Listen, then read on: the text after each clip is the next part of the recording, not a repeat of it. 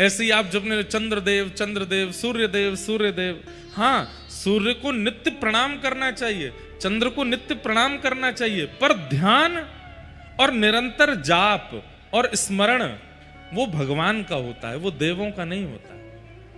देवों को प्रणाम किया जाता है। जैसे हम घर से बाहर निकलते हैं, सामने जो भी बड़े बूढ़े आए सबको प्रणाम करते हैं, लेकिन रहेंगे तो अपने माता पिता के ही ना। ऐसा थोड़ी होता है कि सामने जो भी श्रेष्ठ आ गए, अच्छा हमारे पिताजी तो कम पैसा वाले हैं, आप ज्यादा पैसा वाले हो, हम आपके पास ही रहेंगे, ऐसा थोड़ी होता है। सबको प्रणाम किया जाता है, पर रहे तो अपने माता पिता का ही जाता है।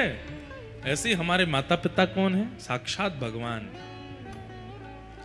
हम कोई आपके चित्त में भेद प्रकट नहीं करना चाहते कि इनके प्रति भेद रखो, इनके प्रति भेद रखो, पर हम बस इतना कहना चाहते हैं कि देव नित्य आराधन के लिए नहीं होते, कभी कभी प्रणाम के लिए होते।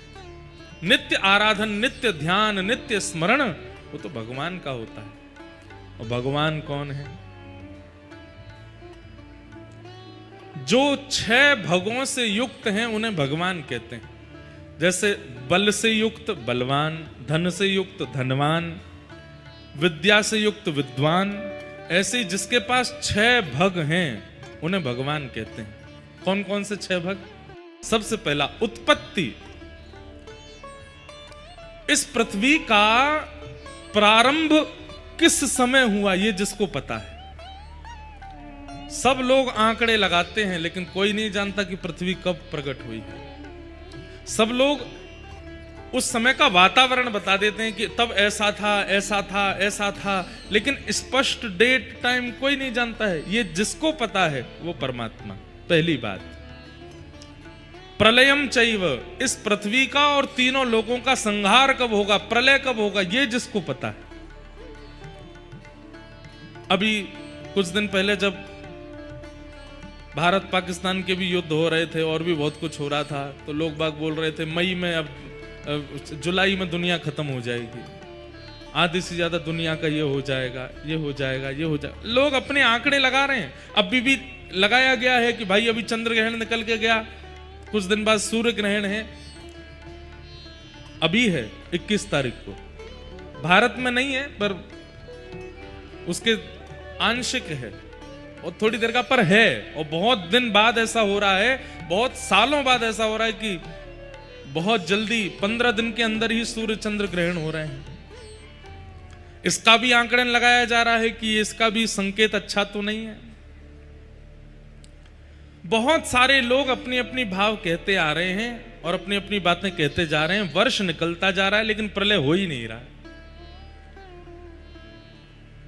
जनवरी के महीने में जितने भी एस्ट्रोलॉजर हैं भारत के, उनके सोशल अकाउंट देखो, वो पूरे साल का प्रेडिक्शन कर देते हैं। ये साल इन राशि वालों के लिए अच्छा होगा, इनके लिए बुरा होगा, ये होगा, वो होगा, फलाना होगा, ये होगा, ऐसा होगा, ये साल ऐसा निकलेगा। पूरा साल निकल जाता, कुछ नहीं होता। विशेष रूप से बेचारी जिसकी राशि बहुत अच्छी बताई गई उसी के जीवन में ही कुछ हो गया होता है। तो इसलिए प्रेडिक्शन सब कर सकते हैं, अनुमान सब लगा सकते हैं, लेकिन कब क्या होगा ये केवल उन्हीं को पता है, वो है परमात्मा। उत्पत्ति प्रलयम चैव, जो उत्पत्ति की तिथि जानते हैं और प्रलय की तिथि जानते हैं, कब होगा प्रलय। अच्छा एक और बात, मानो किसी ने बिल्कुल 100% प्रेडिक्शन कर दिया कि इस साल के इस महीने के इतने बजे प्रलय हो जाएगा। मानो ठाकुर जी ने भी सोच रखा हो कि इसी साल के इतने बज के इतने मिनट पे मुझे प्रलय करना हो, किसी ने कह भी दिया कि ठाकुर जी इसी दिन करेंगे। ठाकुर जी के मूड के ऊपर कह देंगे नहीं अब नहीं करना, 4 दिन बाद करूंगा अब तो। क्यों? उनके लिए परिभाषा लिखी जाती। भगवान कौन है? कर्तुम अकर्तुम अन्यथा कर्तुम समर्थ ईश्वर, जो करने वाली वस्तु को भी ना करे और ना करने वाली वस्तु को भी कर दे। जो करने में समर्थ है उसको ना करे और जो करने में असमर्थ है उसको कर दे। इसलिए उनको ईश्वर कहा जाता। उनके ऊपर है वो कब कहां क्या पता आज रात की योजना बना रखी हो कि 12 बजते ही प्रलय करना है, आज ही हो सकता है। तो जिन्हें एग्जैक्ट डेट पता है उत्पत्ति की और प्रलय की, दो बात।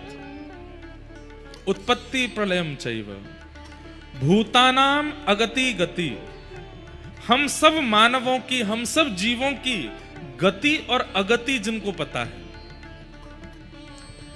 गति और अगति, गति किसको कहते हैं? एक प्रकार से कह लो प्रॉफिट को, और अगति मतलब लॉस को। कई लोग बेचारे बिल्कुल शुभ मुहूर्त देख के, बिल्कुल सही तरीके से फूंक फूंक के कदम रख के अपना व्यापार प्रारंभ करते हैं, फिर भी ठप हो जाता है। और कई लोग रात में सोची, सुबह प्रारंभ किया, वो 4 महीने में ऊपर पहुंच गए। तो किसकी कहां गति है, कहां अगति है, कोई नहीं जानता। जिस कन्या को 6 महीना पहले पसंद किया था, 6 महीना में ऐसी लगने लगी कि महाराज इससे बढ़िया तो दुनिया में कोई है ही नहीं।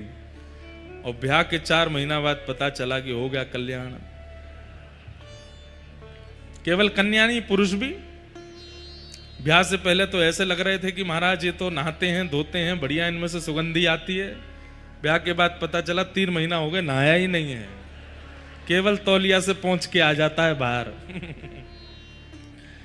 तो कौन कैसा है, किसकी क्या गति है, अगति है, किसके मन में क्या चल रहा है, ये जिसको परिपूर्ण रूप से पता है, वो भगवान।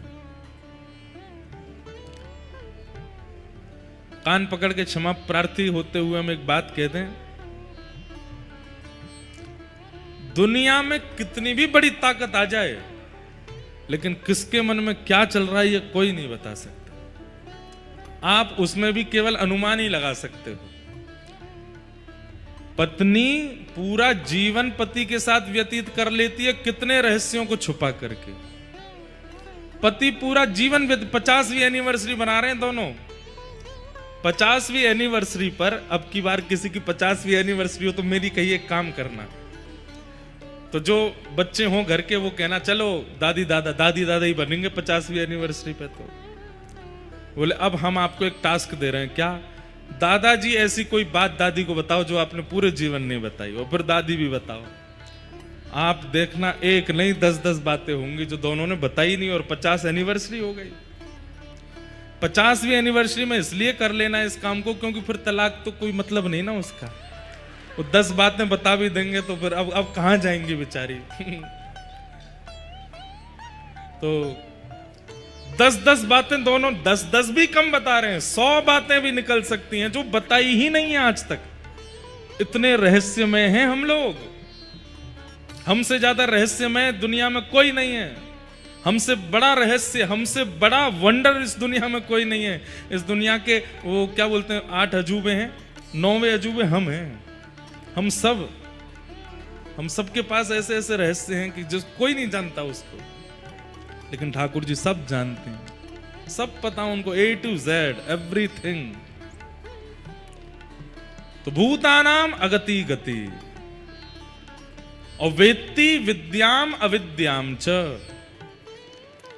जो विद्या और अविद्या दोनों के जानकार हैं। कौन कैसा है, कौन कितना है, कौन कहां है, कौन कहां नहीं है, क्या श्रेष्ठ है, क्या अश्रेष्ठ है, क्या उचित है, क्या अनुचित है, ये जो जानते। अब महाभारत युद्ध में कहते हैं अश्वत्थामा हता, बोल दो बोल दो बोल दो, जोर से बोलो, अश्वत्थामा मारा गया। अब लोगों को यह लग रहा है कि भगवान झूठ बुलवा रहे हैं, युधिष्ठिर से कह रहे हैं कि अश्वत्थामा हता, बोल दो, अश्वत्थामा मारा गया।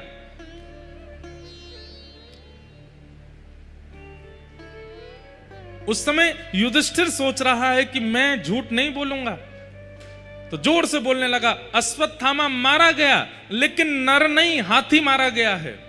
अश्वत्थामा नाम का एक हाथी भी था। तो जैसे ही बोलने लगा नर नहीं हाथी मार, भगवान ने शंख बजा दिया जोर से, वो सुनाई ही नहीं दिया। क्योंकि द्रोणाचार्य जी का नियम था कि मेरा पुत्र जब तक रहेगा तब तक मैं युद्ध करूंगा, मेरे पुत्र की मृत्यु की खबर मिलते ही मैं युद्ध त्याग दूंगा, अपने धनुष बाण छोड़ दूंगा। भगवान चाहते थे कि ये धनुष बाण छोड़े, तो युधिष्ठिर से बुलवाया कि बोल दो अश्वत्थामा मारा गया। अश्वत्थामा मारा गया बोलते ही वो स्पष्टीकरण भी कर रहा था, नर नहीं मरा है, हाथी मरा है। भगवान ने शंख बजा दिया, द्रोणाचार्य जी को सुनाई नहीं दिया कि हाथी मरा है। अब यहां पर हम लोगों को यह लगेगा कि भगवान ने यहां तो गलत किया, एक प्रकार का ये झूठ है, क्यों बुलवा रहे हैं युधिष्ठिर से। लेकिन नहीं, यहां ठाकुर जी पूर्ण धर्म का पालन कर रहे हैं। युधिष्ठिर अपनी तरफ से कह रहा है कि हाथी मारा गया, नर नहीं मारा गया। भगवान इसका स्पष्टीकरण कर देते हैं, बोले जो अश्वत्थामा कुनीति करता है, बालकों की हत्या करता है, दुर्विचार दुर्व्यवहार करता है, वो जीवित कैसे हो सकता है? उसका अंदर का इंसानत्व जो है, उसके अंदर का जो मानवता है, वो तो मर चुकी है ना। तो तुमको बोलने में क्या लज्जा आ रही है कि अश्वत्थामा मारा गया? भाई मैं जीवित हूं, लेकिन मेरे अंदर मानवता बिल्कुल जीवित नहीं है। मैं दया करता नहीं, किसी पर भी क्रोध करता हूं, किसी के साथ भी गलत व्यवहार कर लेता हूं, किसी के भी धन को हड़प लेता हूं, किसी के साथ भी कुछ भी व्यवहार कर लेता हूं। तो मैं नाम का मानव हूं, पर मेरे अंदर जो मानवता है वो तो मारी जा चुकी है ना। ठाकुर जी युधिष्ठिर से कह रहे हैं, बोले क्यों बोलने की जरूरत है कि हाथी मरा, मानव नहीं? बोले मैं झूठ नहीं बोलूंगा। अब अच्छा, अश्वत्थामा मानव भी मारा जा चुका है, क्योंकि उसके अंदर मानवता बची नहीं है। अब वित्ति विद्याम अविद्याम च, कब कहां क्या कैसे करना है ये सब जानते।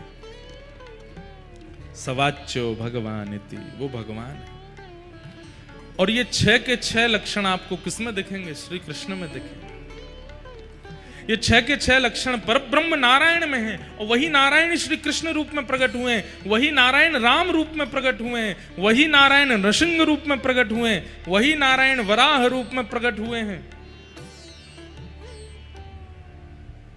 कई लोग ऐसा मान लेते हैं कि नारायण पूर्ण ब्रह्म हैं और ये जितने भी अवतार हैं ये सब उनके अंश हैं। नहीं, भगवान के 2 प्रकार के अवतार हैं, एक है अंशावतार और एक है पूर्णावतार। अंशावतार उनको कहा जाएगा जो पृथ्वी पर थोड़ी देर के लिए आए, लेकिन जिन्होंने पूरी लीला की है वो पूर्णावतार है। जैसे राम कृष्ण, ये भगवान के अंश नहीं है, भगवान ही पधारे हैं। लेकिन जैसे कूर्मावतार, मत्स्य अवतार, कच्छप अवतार, ये भगवान के अंशावतार। इसलिए भगवान कौन है? जो ये 6 भगवान से युक्त हैं वो भगवान है। और वही नारायण हैं तो कृष्ण वृंदावन में। लेकिन ठाकुर जी मन में ये सोच रहे हैं कि ये ब्रजवासी मोए प्रणाम ना करेंगे। मैं चाहे इन तक कितनों कह लूं मैं जय जय हूं, मैं भगवान हूं, मोए प्रणाम कर लो, मोए वंदन कर लो, जब मोए प्रणाम ना करेंगे। एक बार ठाकुर जी ने किया भी, एक बार नहीं अनेक बार किया ऐसा। ठाकुर जी ने सब सखानते कही, बोले भैया तुम सबन ने एक सांची बात कहूं? बोले कहा, मैं भगवान हूं, मैं परमात्मा हूं। एक दिन ठाकुर जी ने प्रयास किया कि मैं सब ग्वाल वालों को चतुर्भुज रूप का दर्शन करा देता हूं। मेरे चतुर्भुज को देख करके ये लोग मुझे भगवान मानेंगे, कम से कम प्रणाम तो करेंगे एक बार। और मेरे को प्रणाम करने से इनके जन्म जन्मांतरों के पाप आदि जो हैं सब नष्ट हो जाएंगे। और देखो, पाप तो ब्रजवासियों के बचे ही नहीं है, लेकिन ठाकुर जी को बालक मान करके ये जो लीला कर रहे हैं उसमें जो सूक्ष्म सूक्ष्म अपराध बन रहे हैं। कैसे अपराध? अब मधुमंगल ठाकुर जी की चोटी पकड़ लेता है, वो लाला तुम रोज घोड़ा बनावे, आज तू बन। और ठाकुर जी घोड़ा बन जाए, मधुमंगल ऊपर चढ़ जाए। अब ये सूक्ष्म अपराध है ना, ठाकुर जी को आप घोड़ा बना के घूम रहे हो। लेकिन ये तो ब्रजवासी हैं, ये लाला को परमात्मा थोड़ी माने। तो ठाकुर जी ने मन में विचार किया, ये छोटे छोटे इनसे जो अपराध बनते हैं उनकी निवृत्ति के लिए अगर ये मुझे प्रणाम कर लेंगे मन से, तो इनके सारे अपराध दूर हो जाएंगे। तो ठाकुर जी ने एक दिन विचार किया और सबरे सखा इकट्ठे किए, बोले सुनो मैं जय जय हूं। ब्रजवासी बोले लाला तू देख, या बातें मत करे कर, चाहे तेरे जो मन करे वो कर ले कर, लेकिन तू जय जय या बातें मत कह कर। ठाकुर जी बोले एक रूप दिखाऊं अपना? बोले दिखाओ। इतने में ठाकुर जी ने 2 भुजा और प्रकट कर ली, शंख चक्र गदा पद्म धारण कर ली और धारण करके दर्शन कराए। जैसे ही चतुर्भुज रूप में दर्शन कराए, पहले तो ब्रजवासी आंख खोल करके देखने लगे, मुंह खुले रह गए, आंख खुली रह गई। ठाकुर जी को लगी अब ये मुंह को प्रणाम करेंगे। इतने में ही सब ग्वाल बाल थोड़ी देर बाद बोले लाला जे 2 भुजा कहां से लेके आयो तू? हमू बता दे दुकान को नाम। ठाकुर जी बोले ले दुकान को नाम पूछ रहे हैं। लाला इस सुदर्शन चक्र बहुत जोर को लेंगे, मुंह बता दे मैं घुमाऊंगा या को ये गदा बहुत बढ़िया लग रही, लियो या मैं लेके जाऊं। चारों आयुध लेके भाज गए सब रे। यशोदा मैया से जाके कह रहे मैया तेरो लाला कोई दुकान ते 2 हाथ बनवाला है और 4 भुजा धारण करके घूमे। ठाकुर जी बोले जे ना मानेंगे मोह परमात्मा। तब ठाकुर जी ने विचार किया ऐसा क्या करें कि एक बार मेरी आराधना तो कर लें। तब ठाकुर जी ने सोचा कि श्री गिरिराज मेरा रूप है, अगर उनकी आराधना करवा लूंगा, उनकी पूजा करवा दूंगा तो मेरी पूजा का फल इनको प्राप्त हो जाएगा। और श्री ठाकुर जी ने फिर ये योजना बनाई और ब्रजवासियों से जाकर के कहा भैया चलो गिरी पूजेंगे। और अब सब गिरिराज जी पूजवे के काजे पहुंचे। 56 भोग लेकर के, अन्नकूट की सामग्री लेकर के सब लोग पहुंचे। वहां जाके गिरिराज जी को पूजन कियो और वहां श्री गोवर्धन रूप धारण करके ठाकुर जी जैसे ही प्रकट है करके लाओ ब्रजवासियों भोग। सब ब्रजवासी से मांगन लगे एक रूप से गिरिवर पूजे, एक रूप पुजवावे। एक रूप से तो ठाकुर जी पुजारी बने हैं और एक रूप से ठाकुर जी बने हैं। कितनी सुंदर स्वरूप है। बस जो पुजारी हैं वो 2 भुज वाले हैं और जो ठाकुर हैं वो 4 भुजा वाले हैं। दूसरा अंतर क्या है, जो पुजारी हैं वो केवल पगड़ी पहन के बैठे हैं और जो ठाकुर जी हैं उन्होंने मुकुट पहना है, विशेष श्रृंगार किया है, खूब सारे आभूषण पहन रखे हैं। सब ब्रजवासी आनंदित हो गए। तभी वहां नारद जी आए और 56 भोग की सामग्री में से कुछ सामग्री ले जा करके, कल कितना सुंदर 56 भोग हुआ, आप लोगों ने दर्शन किए थे कल। कई लोग तो बिना किए चले गए। कल कथा के बाद पीछे ठाकुर जी का 56 भोग मनोरथ हुआ। कितनी शुद्धता, कितनी पवित्रता से पूरा मनोरथ किया। देखो बंधुओं, अपने सुख के लिए जब हम उत्सव करते हैं ना तो हम शुद्धता, पवित्रता इन सब का ध्यान नहीं रखते। बस अच्छा बनना चाहिए, सब कुछ सबको दिखना चाहिए कि हमने ऐसा किया। लेकिन ऐसा कल नहीं था। बाकायदा सब हमारे ब्रज के, सब हमारे गिरिराज जी के सेवक जन आए, हमारे सब ब्रजवासी बंधु आए। पहले दिन से ही आकर के सब सामग्री सिद्ध की, दूध घर की सामग्री, सकड़ी सामग्री, अनसकड़ी सामग्री, और पूरी सामग्री के नीचे पहले गोबर को लेप लगाया गयो, हल्दी से चारों तरफ परकोटा बनाया गयो, सब में तुलसी छोड़ी गई। बाकायदा जैसे आरती वंदन पूजन होना चाहिए वैसे कियो। ठाकुर जी के सन्मुख सामग्री पधराने के बाद में 4 पद गाए गए, तब तक पर्दा नहीं खोले गए, किसी को दर्शन नहीं होंगे। और जब ठाकुर जी ने आरोग ली फिर पर्दा खोल के सबको दर्शन कराए। कितने भाव से इसमें ठाकुर जी के सुख का विचार किया गया था उत्सव में, और यही होना चाहिए। कभी भी कोई भी उत्सव कीजिए, अपने सुख का विचार करके ठाकुर जी को मत तैयार करो, ठाकुर जी के सुख का विचार करो कि उनको सुख मिलेगा। आज नौका विहार है और आज ठाकुर जी नौका विहार करेंगे। अब देखेंगे जाके कैसी वहां आज भी ठाकुर जी के सुख का विचार होगा। हमने तो पहले ही कल भी कहा था नौका विहार का समय नहीं है, पर क्योंकि सारी नदियों में बाढ़ आ रखी है इसलिए नौका विहार हो जाएगा। वृंदावन में इतना पानी भर गया कि आधे से ज्यादा वृंदावन के लोग सब्जी मंडी भी नाव चला के ही जा रहे हैं। तो आधे से ज्यादा वृंदावन में जो ठाकुर जी बैठे हैं उन क्षेत्रों में, उनको भी कहीं जाना होता होगा तो नाव से ही जा रहे होंगे। तो उस बहाने नौका विहार चल रही है, उसी बहाने से आज यहाँ भी नौका विहार होगी। पूरा जो, अब उसको हम स्विमिंग पूल तो बोलेंगे नहीं, आज से वो सरोवर हो गया है। उस सरोवर का सारा पानी निकाला गया, पूरा उसको धो करके साफ करके उसमें पवित्र नदियों के जल डाले गए हैं, कमल पुष्प आदि सब पधराए गए। अभी हमने देखा नहीं है, देखूंगा मैं तो जाके। कथा के बाद आज नौका विहार का दर्शन होगा। ठाकुर जी के सुख का विचार करना चाहिए, उनको प्रिय लगे, उनको सुख लगे। तो नारद जी महाराज आए और 56 भोग की सामग्री में से कुछ सामग्री ले जाके इंद्र को पवाने लगे। इंद्र ने जैसी पाया बोला भैया कहां से लाए इतनी बढ़िया सामग्री? बोले कि ये तो व्रजमंडल में आजकल तुम्हारी पूजा बंद हो गई है, इंद्र की पूजा बंद हो गई है, कन्हैया ही दो रूप धारण करके एक रूप से पूजा कर रहा है, एक रूप से पुजवा रहा है। तो वहीं से हमको लगा कि सामग्री बहुत बढ़िया बनी है, तुमको भी पवानी चाहिए। इंद्र को जैसे ही पता चला कि ब्रजवासियों ने मेरी पूजा बंद कर दी, मेघ मालाओं को, अब देखो सब लोग इधर देखो, इंद्र ने क्या किया, मेघ मालाओं को आज्ञा कर दी कि व्रजमंडल को डुबो दो। ये देवता करता है, भगवान ऐसा कभी नहीं करते। मेरे को भोग नहीं लगाया, मेरा श्रृंगार नहीं किया, मेरे दीपक नहीं जलाए, या मेरा ऐसा नहीं किया, तुमने ऐसा नहीं किया, अब देखो तुमको मैं कष्ट दूंगा। ये देवता करते हैं, ये भगवान नहीं करते। समझ में आ रही है बात?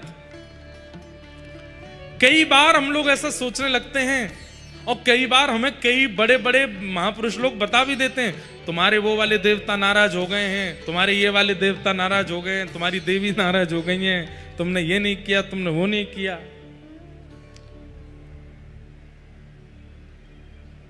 भगवान सबके हैं, ये बात आप मानते हैं?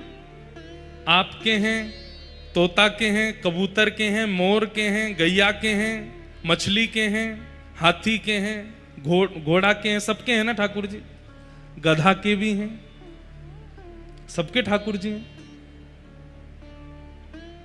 8 अरब तो केवल मानव हैं पृथ्वी पर, और उससे भी ज्यादा होंगे, और ये केवल 1/3 हिस्से में है पृथ्वी के।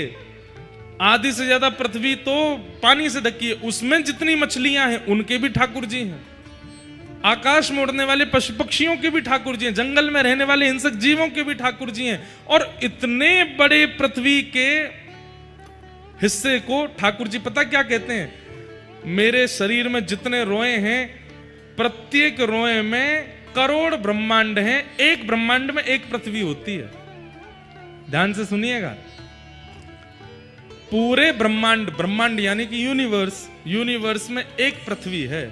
ऐसे करोड़ ब्रह्मांड भगवान के एक रोए में हैं। तो सिर के एक बाल से लेके पैर तक कितने ब्रह्मांड हैं और कितनी पृथ्वी है हमें पता ही नहीं है। और प्रत्येक पृथ्वी के प्रत्येक व्यक्ति की भगवान फिक्र करते हैं। इतने विशाल इस ब्रह्मांड में, इतने विशाल इस यूनिवर्स में, करोड़ों यूनिवर्स में मेरे दीपक ना जलाने से भगवान को कोई फर्क पड़ेगा? उन्हें तो पता भी नहीं होगा कि मैं और आप कोई हैं भी। पता तो उनको है, पर उनको कोई फर्क नहीं पड़ता। जैसे एक छोटा बालक, बहुत छोटा सा होता है ना, वो जब माँ की गोद में आता है तो कई बार उसको हाथ पैर चलाने नहीं आते, तो अपनी माँ के गाल को ऐसे पकड़ लेता है, तो माँ कोई नाराज होती है, हाथ हटा लेती है, और तेजी से हाथ पकड़ने पर माँ को कोई पीड़ा भी नहीं होती। ऐसे ही संपूर्ण ब्रह्मांड में ठाकुर जी कब कहां किस रूप में विलास कर रहे हैं, हमें तो उसका सुख होना चाहिए।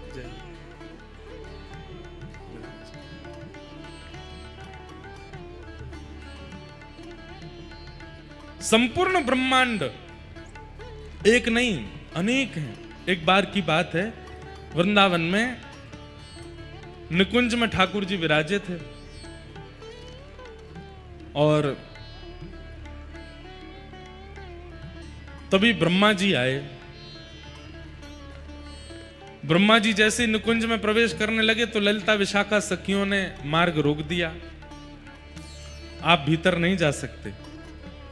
ये निवृत्त निकुंज है, निवृत्त निकुंज में बिना सहचरियों की आज्ञा के प्रवेश नहीं कर सकते।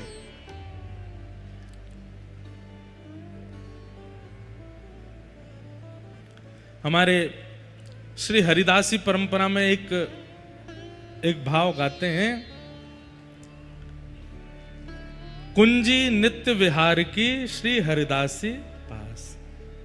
कुंजी कहते हैं चाबी, चाबी नित्य विहार की। ठाकुर जी का जो नित्य विहार चल रहा है, जिस स्थान पर विहार चल रहा है, वहां की जो चाबी है वो किन के पास है? बोले श्री हरिदास जी के पास है, या हरिदासियों के पास है। हरिदास जी कौन है? श्री ललिता जी के अवतार। श्री ललिता जी हरिदास जी के रूप में आई हैं। मतलब ललिता विशाखा की आज्ञा के बिना ब्रह्मा भी निवृत्त निकुंज में प्रवेश नहीं कर सकते।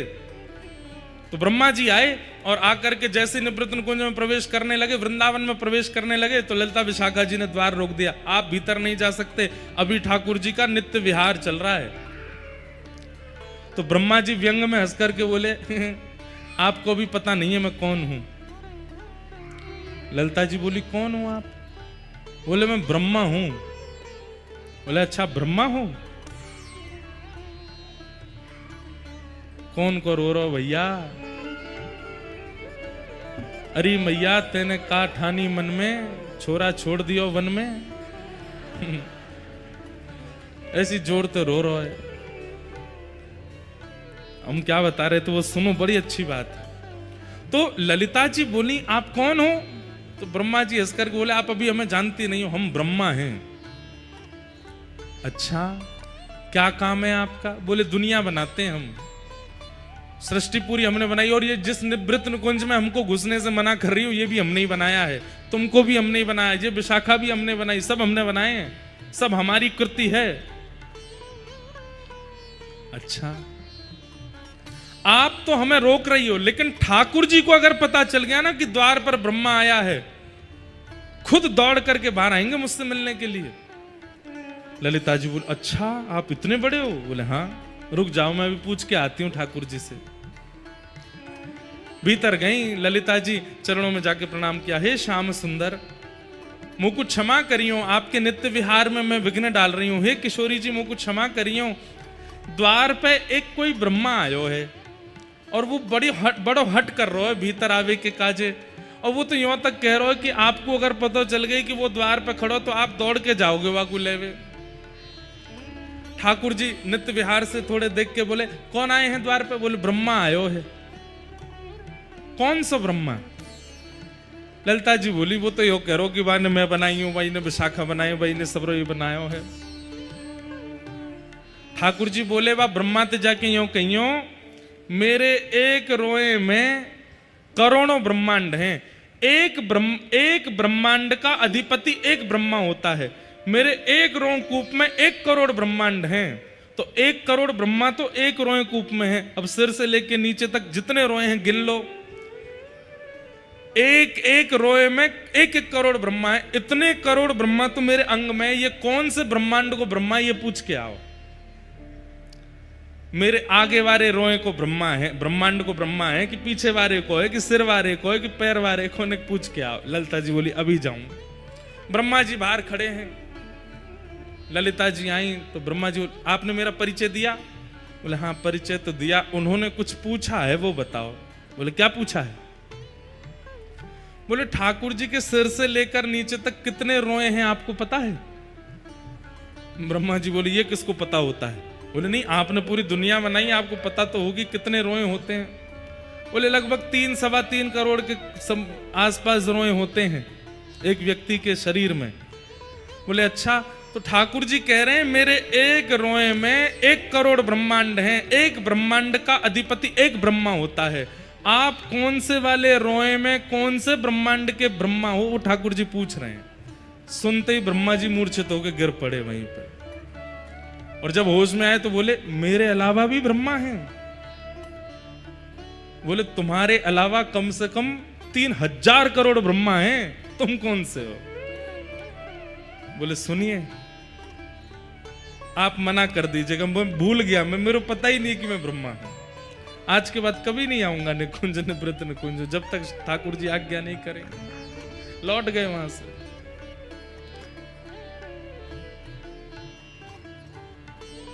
जो ठाकुर जी इतने विस्तृत ब्रह्मांड को अपने अंग पर धारण करते हैं, वो ठाकुर जी छोटी छोटी बातों पर नाराज होंगे क्या आपसे? आपने आज आरती नहीं करी, आज आपने भोग नहीं लगाया, आज आपने शयन नहीं कराया, या आपने ऐसा किया या वैसा किया, इनसे देवी देवता नाराज होते हैं, ठाकुर जी नाराज नहीं होते।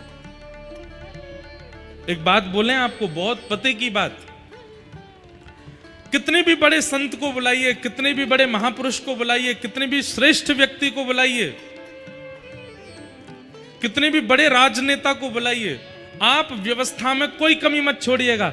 उनको तो पता ही नहीं रहता कि आपने व्यवस्था क्या की। जो आसपास नीचे घूमते रहते हैं ना, वो टोक के जाते हैं, तुमने ऐसा नहीं किया, तुमने ये नहीं किया, तुमने ये खराब कर दिया, तुमने वो खराब कर दिया, जबकि उनको तो पता ही नहीं था कि कमी क्या थी। बड़े लोगों को छोटी छोटी कमियां दिखती नहीं है। और कभी कभी बड़ी बड़ी कमियों को भी नजरअंदाज करते हैं। ये तो देवताओं का स्वभाव है, ये तो देवियों का स्वभाव है कि वो छोटी छोटी बात पर नाराज हो जाते हैं। इंद्र केवल इस बात पे नाराज हो गया कि वर्षों से मेरी चली आई पूजा ब्रजवासियों ने बंद कर दी। कई लोग कहते हैं कि हम महादेव की आराधना करते थे, लेकिन महाराज जी अब धीरे धीरे रुझान वृंदावन की ओर होने लगा, कहीं महादेव नाराज तो नहीं हो जाएंगे? नहीं, महादेव तो और प्रसन्न हो गए हैं। बोले जिनको ध्यान मैं करूं अब उनको ध्यान तू कर। जैसे किसी को घर में योग्य जान करके बड़े लोग अपनी पूंजी उसको दे देते हैं कि चलो अब तुम योग्य हो, ये लो, मेरी ये वस्तु अपने पास रखो। ऐसे ही महादेव जब अति प्रसन्न हो जाते हैं तब श्री प्रिया प्रियतम की सेवा प्रदान कर देते हैं। वो नाराज थोड़ी होते हैं। ये प्रतिस्पर्धा हम मानवों में होती है। अरे तुम अब तक मुझसे प्रेम करते थे अब उससे करने लग गए, तुम अब तक मुझे ध्याते थे अब उसको ध्याने लग गए। और इस बात से परेशानी हमको होती है और हमारे जैसे नेक हमसे बड़े देवी देवताओं को होती है, भगवान को नहीं होती इससे परेशानी। इंद्र को क्रोध आया, मेघमालाओं को आज्ञा कर दी, जाओ जाकर के ब्रजमंडल पर इतनी वर्षा करो पूरा ब्रज डूब जाए। सांबर तक मेघमालाओं ने आकर के आक्रमण कर दिया। एक एक बूंद आकाश से हाथी के सूंड के बराबर गिर रही है।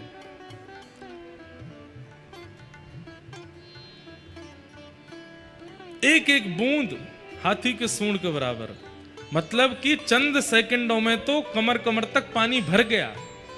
गड़गड़ करके आकाश में बादल गरजने लगे। सब ब्रजवासी त्राहिमाम करके दौड़ने लगे। हम तो पहले ही मना कर रहे जे इंद्र की पूजा बंद मत करो, लेकिन हमारी कोई ने नहीं सुनी। या नेक से छोरा की बात में आए करके और इंद्र पूजा बंद कर दी। देखो इंद्र नाराज है गयो, अब पूरे ब्रजमंडल को डुबाए देगो, सब मर जाएंगे, कोई नहीं बचेगो। ठाकुर जी बोले भैया जिनकी शरण में आए उन पे भरोसा करो, इतनी जल्दी अविश्वास मत करो। गिरिराज जी की शरण में कल ही तो आए हैं हम लोग और आज घटना घटने पर छोड़ के भाग रहे हो। समझ में आई बात? आप जिन ठाकुर की शरण ग्रहण करते हैं कभी कभी वे शरणागतों की परीक्षा लेते हैं कि ये मुंह को छोड़ के जाएगो कि नहीं। और एक आपत्ति आने पर जैसे ही आपके मन में अविश्वास होता है कि ये भगवान तो हमारी रक्षा कर ही नहीं रहे हैं, हम इनकी शरण में आए फिर भी हम पे आपत्ति आ रही है। ठाकुर जी मानो परखते हैं कि आप कितने श्रेष्ठ हो। इसलिए हमारी प्रार्थना, एक बार जिनके सामने सर झुकाया है, जिन परमात्मा को, जिन श्री कृष्ण को, जिन श्री राघव जी को आपने स्वीकार कर लिया है, उसके बाद चाहे जैसी परिस्थिति आ जाए छोड़ना नहीं उनको, उन्हीं के रहना। कई बार परिस्थिति आती नहीं है, ठाकुर जी प्रकट करते हैं परीक्षण करने के लिए कि देखें जाएगो कि नहीं जाएगो। भगवान ने कही भैया जिन गिरिराज जी की शरण में आए उन पर भरोसा करो, लेकिन देखा कि सब ब्रजवासी भाग रहे हैं, कोई भरोसा कर नहीं रहा है। तब ठाकुर जी बोले अब मोकू कछु ऐसा करना पड़ेगा जासे इनको विश्वास दृढ़ होए। तब गिरिराज बाबा को प्रणाम कियो और 7 बरस के ठाकुर जी ने अपनी दोनों भुजान से श्री गिरिराज जी को अधर कियो। एक तरफ से जैसे ही गिरिराज जी अधर भये, भीतर ठाकुर जी प्रविष्ट है गए और प्रविष्ट है करके 7 कोस लंबे चौड़े गिरिराज पर्वत को अपने बाम हस्त की कन्नी उंगली पर ठाकुर जी ने धारण कर लिया। बोल गिरिराज धारण की श्याम सुंदर श्री यमुने महारानी की जय। पूछ री के लौटा की हुप हुप प्यारे। क्या बात है वंशी वारे।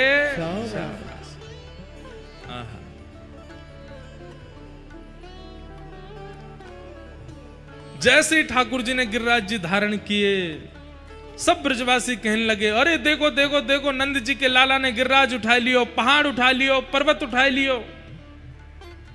सब ब्रजवासी नीचे पहुंच गए, अपनी अपनी छड़ी लगा करके सब खड़े है गए हैं।